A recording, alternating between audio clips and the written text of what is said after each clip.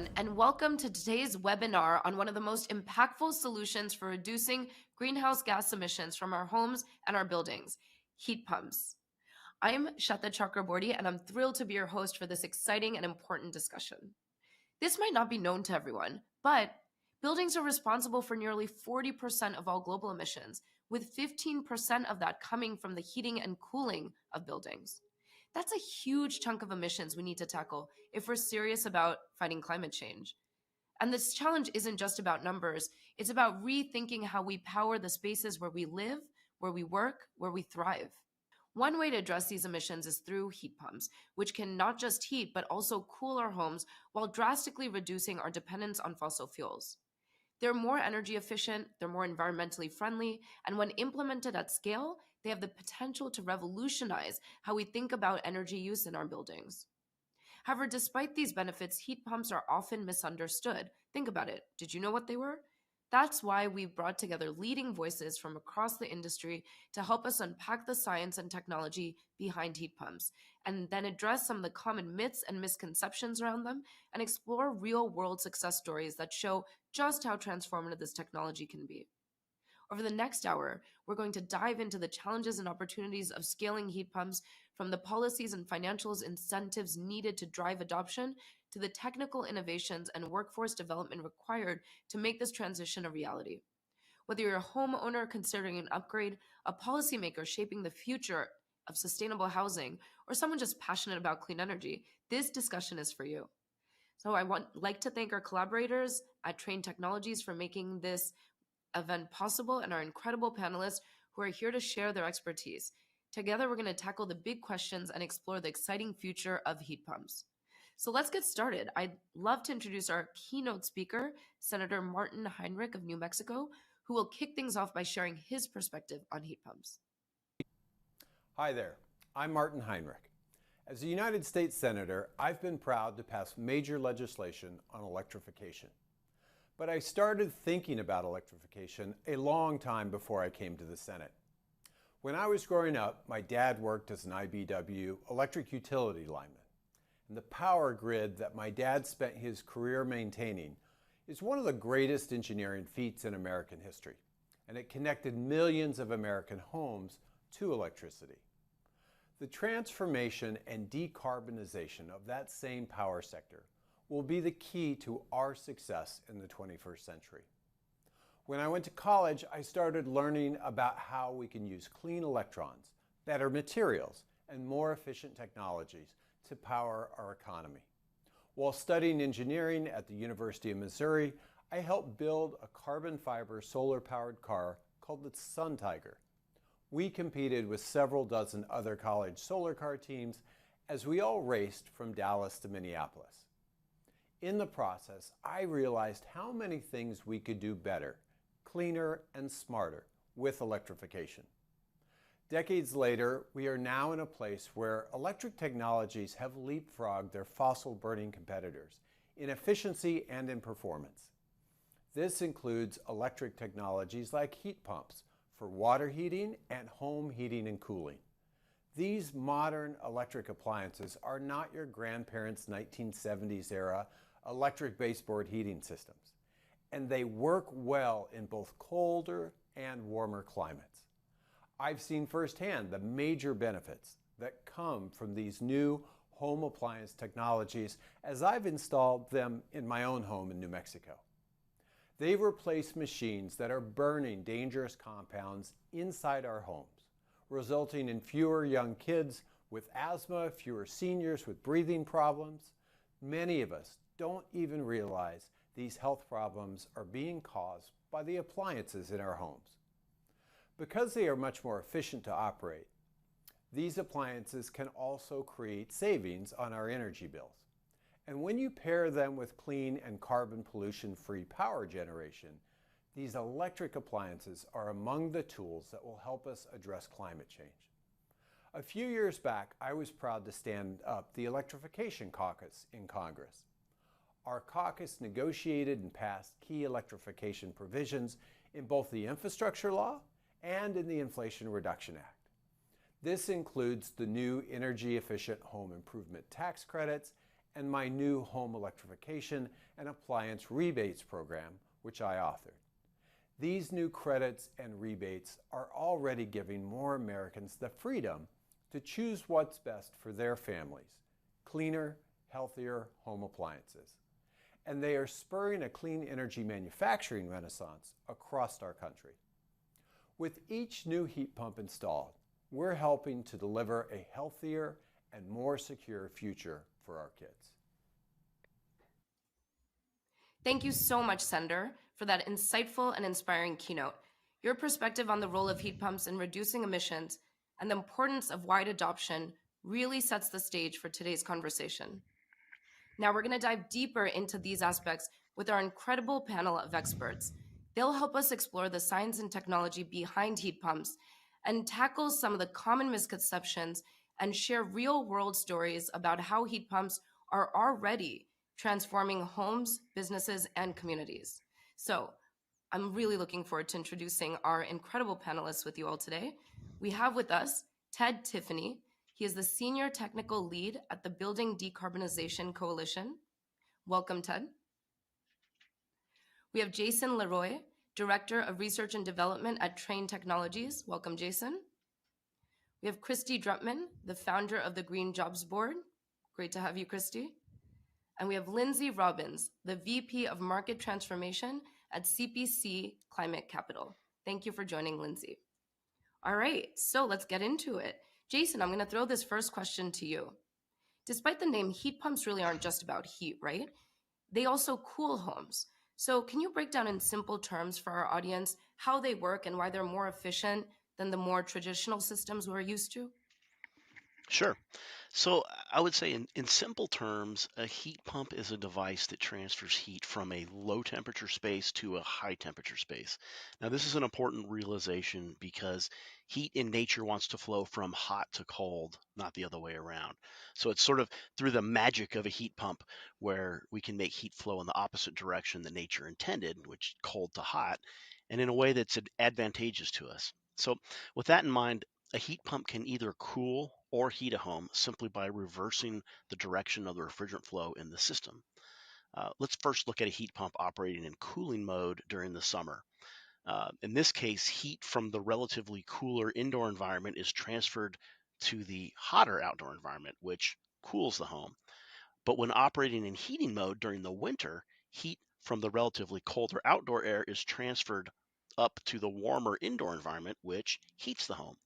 Now, in both cases, heat is transferred from a low temperature environment to a higher temperature environment.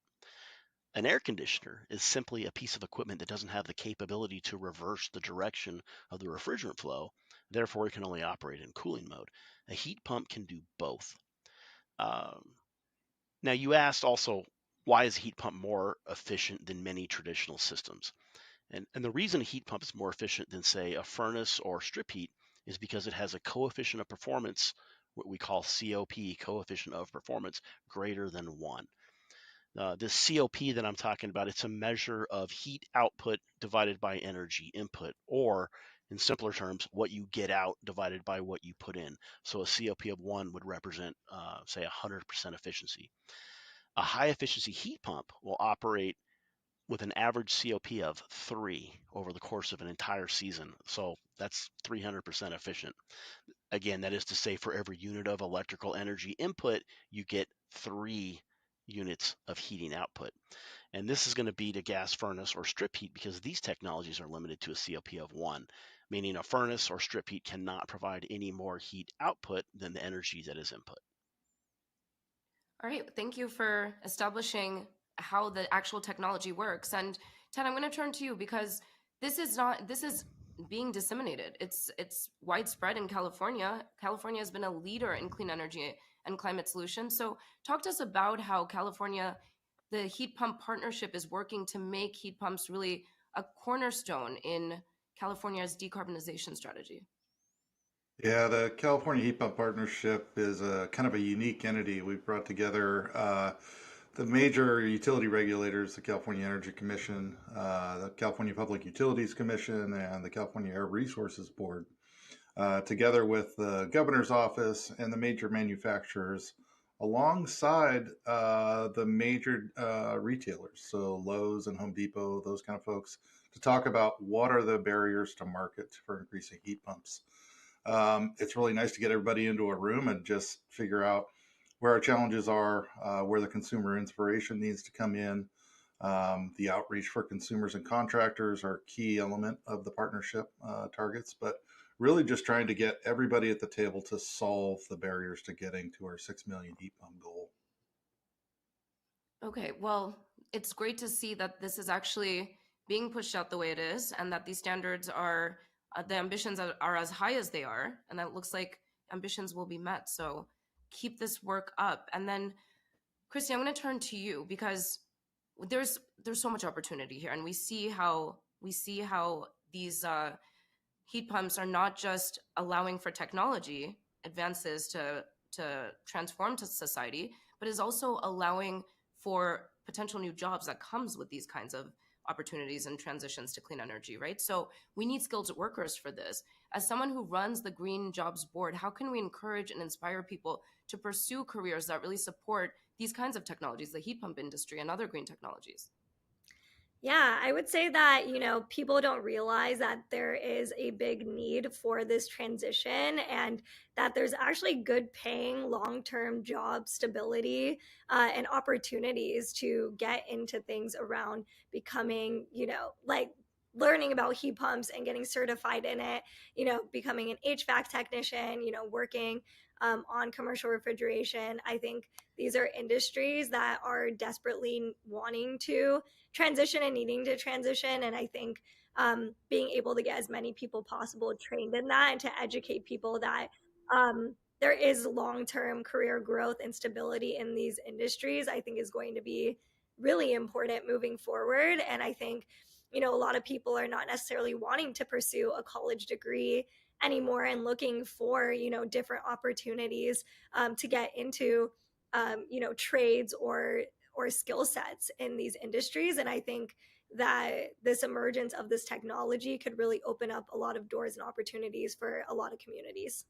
Yeah, and that's awesome. And that's the kind of thing that the government can get behind too. This is for any administration. It's always a good sign when new technologies allow for a new opportunities for new skilled workers. And so we're seeing the government get behind this in different capacities. So there's that. And then there's also what happened to you, Lindsay. Earlier this year, you were awarded 6.97 billion as a grant from the EPA. So that goes to show that there is support coming from the federal administration. Can you tell us about this grant and how you're planning to deploy it? How are you really prioritizing energy efficiency with the heat pumps? What is it that an agency like the EPA is seeing the value in? Sure, I'd be happy to. So, in 2022, when the Inflation Reduction Act was passed, it committed $27 billion to the EPA to start the Greenhouse Gas Reduction Fund, also referred to as GGRF. And that was really intended to kind of mobilize financing and private capital in order to address climate change, with the added goals of ensuring U.S. economic competitiveness and promoting energy independence, lowering energy costs, and kind of stimulating economic revitalization, especially in disadvantaged communities. And when my organization, the Community Preservation Corporation, which has been a leader in green lending for more than 15 years now, learned about the creation of GGRF, we knew it was something that we really had to be part of. And so we came together with two of our partners, Calvert Impact and Self Help, and we formed a new nonprofit called Climate United, which was designed specifically to be able to successfully deploy the GGRF funds across all of the crucial market sectors in the US. And last April, the GGRF awards were announced, and we were incredibly fortunate and honored to receive almost $7 billion to implement our investment and market transformation plan. And, we are going to be spending 2.4 billion of those dollars in the multifamily sector. And Community Preservation Corporation started a new subsidiary, CPC Climate Capital, which is going to be in charge of implementing that multifamily strategy. And that strategy is really focused on investing in the creation of high performance multifamily housing, aiding in job creation, and most importantly, I think paving the way for private capital to invest in these projects in the long term, which is really the only way we're going to create the kind of scaled support that we need to do energy upgrades in these buildings that need them so much. And our Climate United partners are going to be deploying similar strategies in single family homes and commercial and the MUSH sector. And overall, Climate United is spending 50% of our GGRF award specifically on high performance buildings. So Climate United's definition of a high performance building is aligned with the Department of Energy's net zero energy building definition. And that means that we want buildings to be energy efficient because they're minimizing waste and installing efficient appliances and doing envelope upgrades. We want buildings to be all electric and replace all of the hot water and heating that is fossil fuel based with all electric efficient systems like heat pumps, and eliminate on-site greenhouse gas emissions. And we want to make sure that they're using clean power from both, maximizing on-site clean energy generation, but also hopefully using energy from increasingly clean energy grids. And we recognize that not all properties, especially many existing buildings, are going to be able to get to that level with one renovation. But our performance standards are designed to make sure that at a minimum, every property that is getting GGRF funds is making a significant improvement in energy efficiency and has a game plan to become a net zero property over time. And we will not finance any installations of new fossil fuel equipment. And all of that, which means, I think we're going to see heat pumps utilized frequently in the projects that are accessing these funds. And because of their combined ability to both replace fossil fuel equipment and also increase efficiency. That's great. It sounds like there's so many creative ways that heat pumps and accelerating adoption of heat pumps are really being accelerated through private-public partnerships and through these various financing incentives and these challenges, right? So Trane Technologies, Jason, I'm coming back to you, has really made incredible strides, we know, in advancing heat pump technology. And you had great success in the Department of Energy's Cold Climate Heat Pump Challenge. Can you talk to us a little bit about what that challenge involved and what it means for making heat pumps more reliable in colder climates? You bet, and I appreciate the question because I love talking about these cold climate heat pumps. So the Department of Energy's Cold Climate Heat Pump Challenge, it developed performance specifications that were, I would say, really unheard of up to that point. Just to give you kind of a flavor, the performance requirements of the challenge were such that the heat pumps had to provide 100% heating capacity all the way down to a 5-degree Fahrenheit winter outdoor temperature, and to do so with a coefficient of performance of 2.4. Now, remember when we discussed earlier what the COP was, we're talking about 240% efficient with a COP of 2.4. And again, that's full heating capacity all the way down to 5F outdoors. If you're not calibrated on performance levels, I will just tell you that this performance specification is super high efficiency under extremely challenging conditions. So, and in addition to that, the heat pumps were required to operate all the way down to minus 20 Fahrenheit outdoors. Wow. Yeah. So when we tested ours at the DOE labs, Trane's cold climate heat pump prototype, it performed all the way down to minus 23, which was actually as low as the DOE labs could get. So we could have gone even lower, but the labs couldn't. So we were really excited about that. After the testing, right? So after all this rigorous testing process where Trane surpassed all of DOE's requirements for the high efficiency heating in these freezing temperatures, our Trane cold climate heat pump prototype was next successfully used in a field trial and provided heating for a home in Boise, Idaho for 2 winters. Wow. And we ran in heat pump mode, which is extracting the heat from the outdoor air 90% of the time. And so that means we only used backup electric strip heat for like around 10% of the time. And during those two seasons, we saved 15% energy for the homeowners. Yeah, that's incredible. So these are, I mean, the technology is impressive. And thank you for being technical explaining that, because that's, we need to understand that. Christy, you are truly the communicator. You're the one who can turn that the numbers into stories, right? And Jason just shared some great examples, some great stories, but talk to us about why communicating like that as a narrative is so important.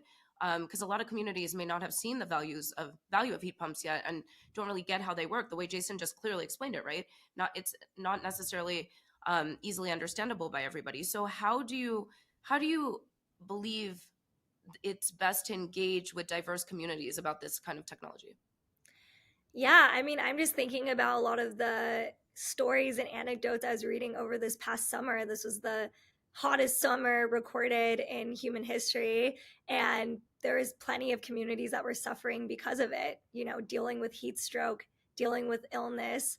And I think being able to provide a service like giving communities that are cash strapped for affording a proper air conditioner, and making that change and then instantly seeing the positive benefits that having a technology like this in their home that not only saves them money on their bills, but also they can see that they're not breathing in toxic fumes, and they're able to live in a comfortable, cool environment. I think those are very tangible things that a lot of households and communities could resonate with without you even needing to dive into all the science, right? At the end of the day, people just want to be able to live their lives and improve their quality of life for them and their families. And I think that this type of technology has benefits across the board: economic, environmental, health benefits. So I think being able to communicate those benefits in a way that isn't putting the burden on the consumer or the community is really important, by just educating them like, hey, through public private partnerships, we are going to subsidize this for you. Can we install this in your house? Can we maybe audit what is happening to your community or your household on how these things are impacting you, and seeing the before and after effect, and getting some more of those case studies and testimonials from communities who have positively benefited from this technology, being in their homes. I think stories like that can make people feel a little less threatened by it, maybe a bit more open to the possibility of it, and ultimately understand that they can get long-term benefits for everyone involved. Yeah. And Lindsay, I'd love for you to pick up on that, right? So it sounds like some communities that could really benefit from this technology, many that have been historically disenfranchised or more low income. How do we, so we know how to potentially communicate to them about it, but how do we ensure that they really do have access, that it's an equitable experience in being able to enjoy the benefits of these heat pumps? How do we ensure that they're accessible to low income and underserved communities? Yeah, I mean, it is so crucial to ensure that low income and disadvantaged communities can access the technologies that they need to, have efficient and affordable heating and cooling, which they deserve, and to be able to utilize clean energy. And, I think until equipment and installation costs come down from broader market adoption, that, subsidies and incentives are really going to continue to be crucial to get these technologies into the homes of the people that need them the most, and also to make sure that those homes get the envelope improvements that they need to ensure that going all electric, really lowers their energy bills and delivers that benefit to them as well. But we also need to make these energy upgrades a standard part of both new construction and building upgrades and retrofits. And that's why with GGRF we're really focused on trying to transform the market by developing a playbook that private capital can use to invest in high performance housing. And we're really trying to integrate energy upgrades into the first mortgage process through kind of standardized lending products and tools and standards that are going to make it cheaper and easier to include that kind of a funding for energy upgrades alongside traditional mortgage financing. And, at CPC Climate Capital, we're really focusing our efforts on the lenders that serve the low income and disadvantaged communities. We're investing 60% of our awarded funds in low income and disadvantaged communities and in affordable housing. And, we're really committed to working with the lenders that are working in those communities, working with housing finance agencies, working with community development financial institutions to make sure that, we can get these funds into both traditional subsidized housing and also naturally occurring affordable housing as well. And the billions with GGRF is an unprecedented and amazing investment, but it's a drop in the bucket when it comes to the funding that's needed to improve the energy performance of homes in low and moderate income communities. And that's why it's really crucial that those funds are strategically leveraged in ways that transform the market and make high performance buildings more accessible to everyone. I mean, especially in disadvantaged communities that can really benefit the most from the health and comfort and affordability benefits that those high performance buildings provide. Yeah, absolutely. And so, okay, well, now we've opened up the cost of this, all of this, right? And so I've heard so much about the benefits and the potential. It seems like a no-brainer, but what's often prohibitive is the cost. Or the perception that the cost might be prohibitive.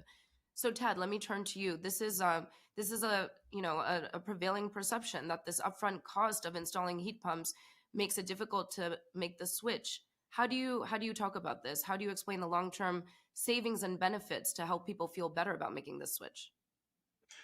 Yeah, I mean, there's a couple of different realms we're working on right now. One is the affordability on individual homes switching over, what the burden on an individual homeowner to transition. And the incentives in the IRA and everything else that Lindsay had just talked about helps to support the transition to an individual home. What we're really looking at for this next iteration of decarbonization is neighborhood scale decarbonization. We have a lot of aging gas infrastructure that needs to be replaced due to its age. Most of it was put in 60, 70 years ago, needs to be replaced. And that's a cost to ratepayers. A huge burden of cost is increasing ever so much on the gas system with that infrastructure replacement. And as we transition that to the next generation of energy, we're looking at thermal energy networks to replace that with low ambient temperature loops, geothermal loops, and even using our wastewater treatment systems as a source of heat for buildings in like downtown New York, Chicago. There's an enormous amount of opportunity to share thermal energy through the networks. And then in areas where we don't have dense populations, the transition from gas systems onto the electric network. We can save all that money by not replacing those pipes and putting that money, a lot less money, into the electric infrastructure and electrify homes, businesses along the way. And that's the way we address the equity issue. Mm. For transitioning neighborhoods all together at once and doing it affordably in the rate structure of the utility or even a community-based funding mechanism, we can share those costs across the entire rate base and over a longer period. So that really reduces the burden on everybody in the transition for decarbonization. Yeah, fantastic. Okay, so I think we've explained how to address the cost of heat pumps, but there's many other misconceptions surrounding this technology. So I'm going to ask all of you to think about this, but Jason, I'll come to you first. In your work, I'm sure you come across all kinds of challenges, right? So what can you offer specific to the heat pump story that also could be relevant for technologies in other sectors? What can other sectors learn from you, from how to overcome some of these various misconceptions and challenges that will inevitably pop up for not just heat pumps, but anything that's going to be a disruptor, anything that's going to ultimately maybe disrupt traditional modes of practice, but ultimately result in better outcomes for individuals, families, communities, society, right? So talk to us a little bit about what you've come across and how you've overcome it. Well, I mean, I think as the provider and developer of this equipment, I think it's incumbent upon us to sort of take the forefront in explaining how technology works for the consumers, and I think we do a pretty good job at that. I did want to kind of tack on to Ted's uh, response to what you were asking about the upfront cost, if I could, Sure. and I think it feeds right into what you're saying about the misconceptions. So. I think you're right. A heat pump, if you look at it, it is slightly more expensive than an air conditioner. But it's important to remember that your heat pump is replacing two systems. It's replacing your air conditioner and your furnace. So that means the net upfront cost of your new heat pump, which again is a heating and a cooling system, is going to be similarly priced to a furnace and an air conditioner combination. So that's a big deal. People may not realize that actually. But so when you consider that, in addition to the long-term savings and benefits, a heat pump makes really the most sense in many climates. Okay. Anything else that you have come across in your work in terms of what would you like to correct? What's a myth that has been persistent that we can bust right here, right now? Hmm. I'll take Feel free one to right jump off the in. bat. Okay, go for And it. Jason pointed it out. Cold climate performance. Modern heat pumps work in the cold. And the best benefit of the technology that Jason and Trane are developing is that it works at very low load and does not rely on electric resistance backup. We commonly get that misconception of electrification is going to break the grid. And if we do everything very efficiently with technologies like Trane is developing for cold climate and even variable speed heat pumps, they eliminate electric resistance backup heat almost entirely across the board in every climate. And that is the technology push that I'm just astounded to see in the last 5 years. So, congrats, Awesome. Jason. Lindsay. I don't know about misconceptions, but I feel like one of the things that is often ignored is just the key importance of getting highly efficient heat pump cooling into homes that need that and the benefits that can come from that. And Christy alluded to it earlier, but to get especially highly efficient, affordable cooling into the homes of low income and disadvantaged communities is so important to keep people safe. And I think that we don't talk enough about the importance of getting high quality, efficient cooling into homes across the US, many of whom, have not needed it before, but need it now, or have always needed it and are going to need it and going to need to use it even more as our climate warms. So I think it's really important to focus on that and the benefits that can bring on the cooling side as well. Thank you for that. Christy, what have you come across, especially in the next generation? Yeah, I mean, I would say a lot of people think that it's very expensive, that it's only for like homeowners. I definitely have begun my journey of exploring like what are the options for renters. I still don't fully know what those options are, but I think for young people, like we don't even know if we can like purchase a home. So the whole concept of like having a system like this, if you're just a renter and can't afford a home, I'd like to see more options and storytelling around renter friendly options and how we can give subsidies to people that can't afford a home. So I just wanted to say something around that, because I think a lot of this conversation is typically for an older generation, not necessarily people my age. And people my age have kind of said, well, what about for renters? Like, what are our options? And I was like, I honestly don't know. And I'm like, yeah, like right now, like, I would love to have, access to something like this as a renter. And I think, if we could find more programs that can make that more accessible for people, I think people would get really excited and maybe even find, like I said, more jobs and opportunities to become a technician in this space, and then be able to teach their friends that they could also join these technician trainings, and that all of their apartments and homes and communities could benefit from this. I think that would be really exciting and interesting, and I hope gets added to the conversation soon too. Well, you added it. Ted, please.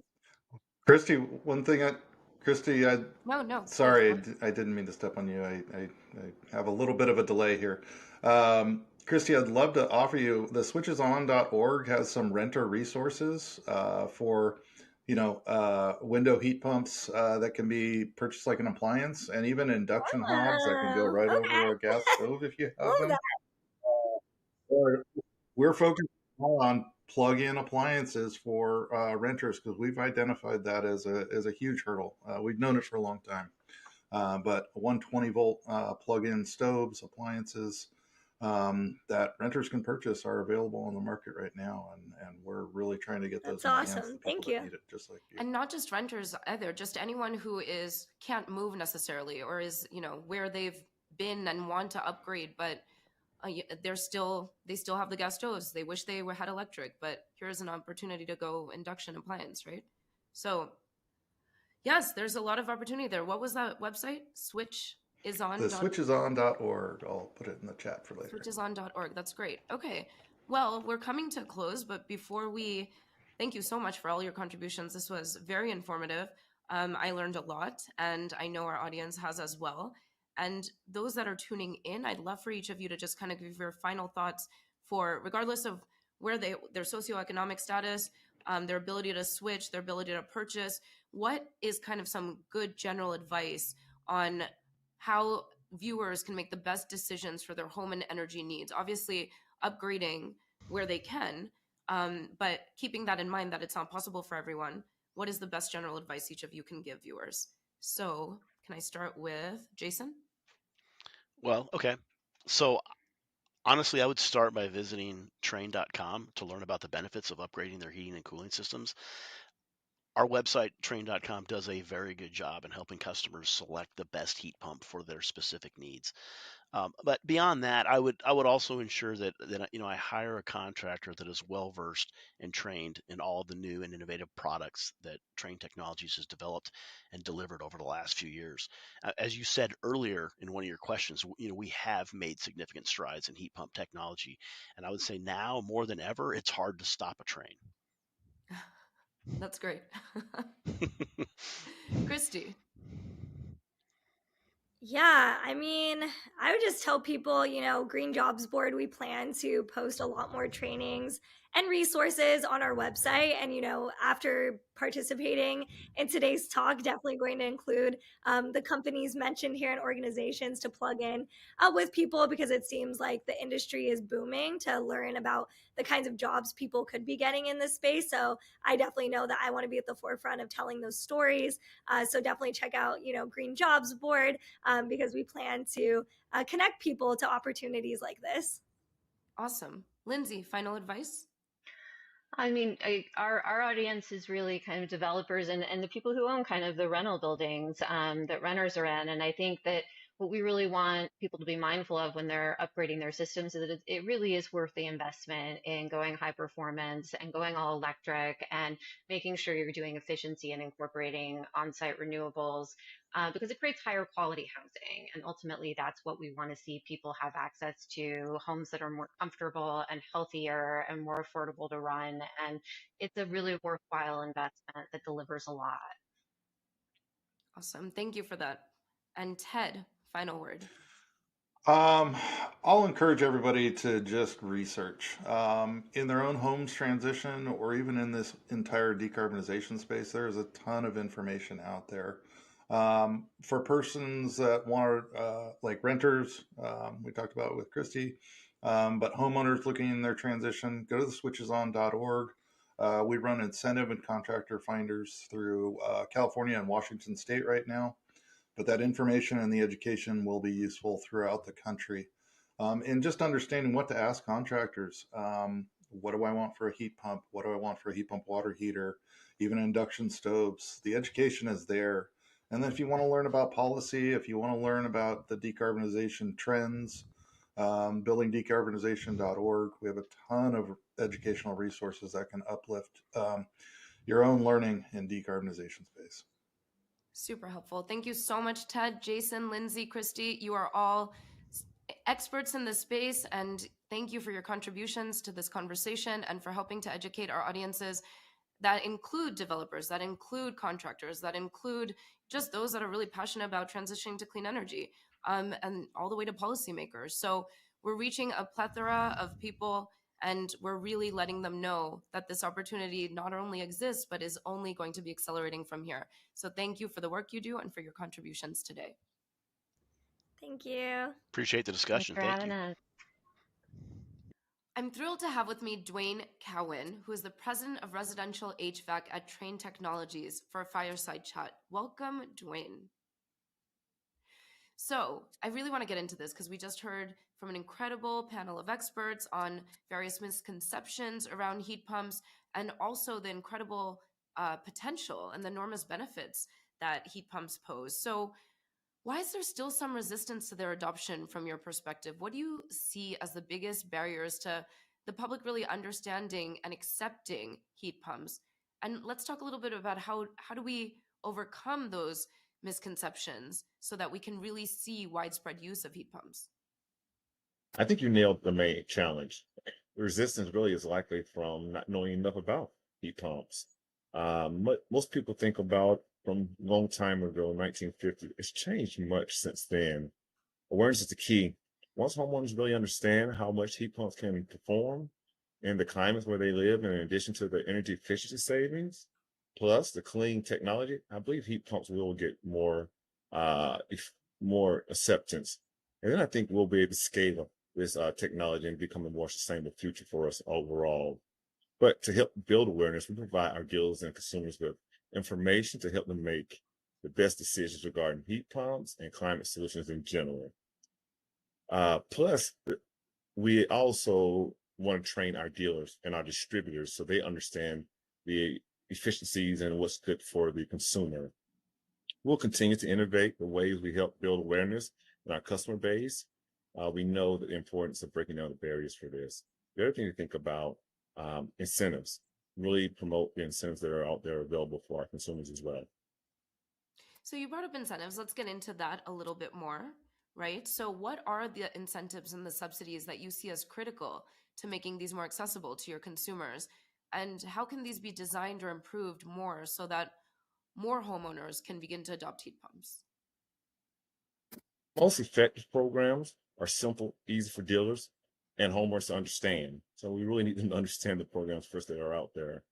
And a combination of private and public collaboration that can help reduce upfront costs. That will set the homeowners up better to meet what they need to see the savings and get the rebates process for them as well. One thing we think about is we talked about having these programs available for them, but if you don't understand how to use those programs, it makes it very hard for them to feel like they're accessible to them. So that's something we need to work on. But the other thing I'm proud of is that even though there are promote programs out there, rebates out there, there's also, from our standpoint, our product is accessible for them anyway, even without the programs. But we do want to make sure that if there is a money, state money out there, that we have tools available to them to make it easier for them to understand what's available and take advantage of those so we can promote more heat pumps in the marketplace. Okay, wonderful. So this is all very exciting. It looks like it's going to become more accessible to consumers if all goes according to plan. And that's really driven by, like you said, these private-public partnerships. And we count on the private sector to advance technologies. And so we've gotten heat pumps to where they are. But from your perspective, can you talk to us a little bit about any new technologies or innovations that you're really excited about, that you see on the horizon, that could make heat pumps even more efficient, even more appealing, even more affordable? Yes, absolutely. So as we look into the opportunities in 2025, we'll be bringing a cold climate heat pump to our customers in 2025. And if you think about heat pumps, in a lot of cases, some people think that in extreme weather, it's tougher to use a heat pump. But with this cold climate heat pump, that'll provide more opportunities there. The design will be coming out in mid to late 2025. And with the accelerated manufacturing of cold climate heat pump technology can work efficiently all year round. And that's really efficient in or I would say I'm in Minneapolis today, so I told you I was here, extreme cold weather. So that will really help expand the use and efficiency of our units. But we also think that in many installations, an air conditioning furnace can be replaced by a single heat pump, which is also good for our consumers. The other part of this is around digital. We'll be using our cold climate heat pumps will be compatible with our advanced technologies around connected comfort solution, including our Trane Link system. This is going to enable seamless integration of Trane's comprehensive ecosystem of smart technologies. The one thing we want to make sure is that as we use these systems, they're very efficient and they create more value for our end customer, which is the consumer. So smart home technology allows for technicians and homeowners to easily control and monitor a system from anywhere, optimizing comfort settings and energy use, which is really positive for the team or for our consumers. Trane's control product, Trane Link, also seamlessly connects to our HVAC system. So it's making installation straightforward for technicians, which spares dealers and our consumers extensive retrofit concerns. All right. Well, these technologies, I feel like, are very attractive to potential new hires for technicians, for engineers that are looking to be working on the advent of technology and want to be in an exciting sector that has so much opportunity to be realized. And in the near future, it's already here, and there's even, based on what you're saying, there's a lot of opportunity to be realized quickly. So how does Trane think about encouraging more of the workforce to enter this space, and not just Trane necessarily, but the sector more broadly?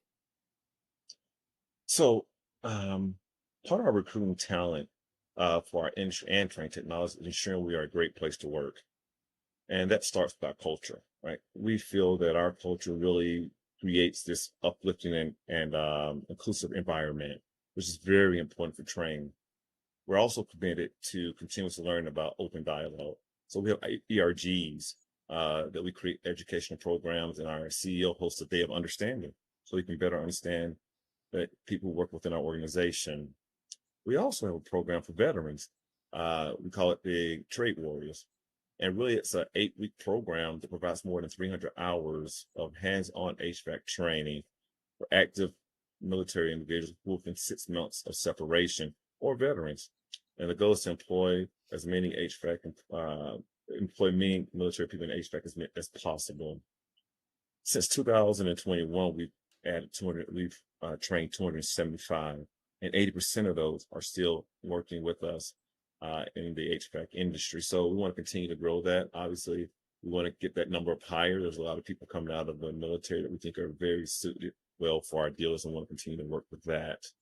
The other thing we think about is women, where they're underrepresented in the HVAC industry. So we want to team up with some of the organizations, women in manufacturing and women in HVACR, to really drive more women into this area. This is something that we really think highly of. We think is important because we want to open our industry up for all. And by opening our industry up for all, it opens us as an organization up to more talent, because we think we have the most diverse talent, the most inclusive talent, and we will be one of the best performing in our industry. And so we look at this daily. We do a lot of work with our teams to really drive new initiatives that attract talent to our industry. So we want to continue to do that. And I think it's something that's important for us as we continue to try to innovate for a more sustainable future.